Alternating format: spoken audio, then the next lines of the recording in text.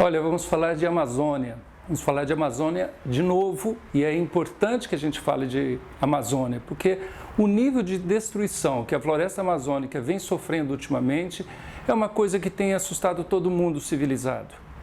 Não apenas brasileiros, mas o restante do mundo tem se preocupado por conta do valor daquela floresta, do valor da biodiversidade que ela abriga. Mas se por um lado essa destruição ela nos assusta, ela não nos surpreende, porque à frente dessa destruição está um projeto de governo. Olha, vamos entender. Jair Bolsonaro, atual presidente da República, quando era deputado, tinha um discurso contrário à preservação da floresta amazônica, aos territórios indígenas. Depois, quando foi candidato a presidente, também esse discurso continuou. Depois, quando venceu as eleições, e agora, como presidente, ele coloca esse discurso em prática. Então, não surpreende o que está acontecendo na floresta amazônica. Entretanto, o que aconteceu de mais grave recentemente é um discurso dele, quando esteve no mundo árabe, falando a investidores, dizendo que aquela queimada monstruosa da Amazônia, da floresta amazônica, que aconteceu a partir do chamado Dia do Fogo, dia 8 de agosto, quando deliberadamente se tocou fogo na floresta, ele disse que ele potencializou aquele ato, ou seja, ele incentivou. Então, assim, é uma declaração criminosa, uma declaração ecocida que ele fez.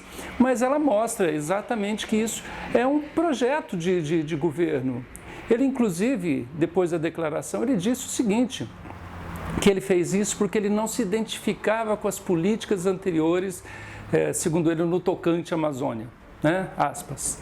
E o que eram essas políticas anteriores no tocante à Amazônia? Eram políticas de preservação, feitas inclusive baseadas em acordos internacionais de redução do desmatamento. Bem, o resultado disso a gente pôde ver agora com a divulgação do Instituto Nacional de Pesquisas Espaciais, dizendo que houve um aumento de 29,5% de desmatamento da floresta amazônica. Um verdadeiro absurdo. São 9.762 quilômetros quadrados destruídos em um ano. Isso é o terceiro maior desmatamento na história da Amazônia. E, inclusive, é o maior nos últimos 11 anos.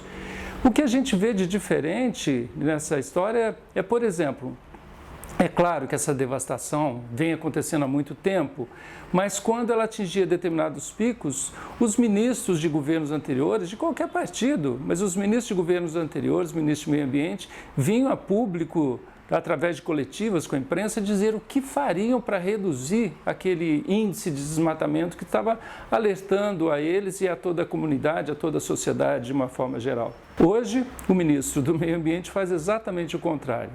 Um dia depois da divulgação dos índices pelo Instituto Nacional de Pesquisas Espaciais, ele, numa rádio de São Paulo, a Rádio Jovem Pan, justificava, dizia que, olha, não atingimos também, estamos longe de atingir aquele recorde de desmatamento. Ora, não é por aí. A gente vem num decrescendo no que diz respeito ao desmatamento, vinha pelo menos. E ele ainda diz que essas ações, hoje de governo, são para dar atividade econômica aos moradores da Amazônia. Ora, atividade econômica, entenda-se bem, abrir mineração, inclusive em terras indígenas, incrementar o desmatamento para as indústrias madeireiras. Olha, e tem mais. Agora, recentemente, um decreto federal vai possibilitar o plantio de cana na floresta amazônica. Então, é ou não é um projeto de governo, um projeto deste governo? É um absurdo e vai contra tudo aquilo que se tem pesquisado sobre a Amazônia ao longo da sua história, pesquisas científicas sérias. Um grande estudioso da floresta amazônica, um cientista, pesquisador, o Carlos Nobre, climatologista, ele diz que a floresta amazônica está a ponto de chegar no que ele chama de ponto sem retorno, ou seja, a partir daquele ponto da destruição da floresta, ela vai minguando até se transformar em uma savana. E ele diz que as regiões leste e sul da Amazônia já tem sinais que apontam que ela está chegando neste ponto sem retorno, pelo aumento da temperatura e pelo tempo enorme, tempo muito grande de estiagem. Então, esses já são alguns sinais e sintomas dessa doença que está cometendo a maior floresta tropical do mundo.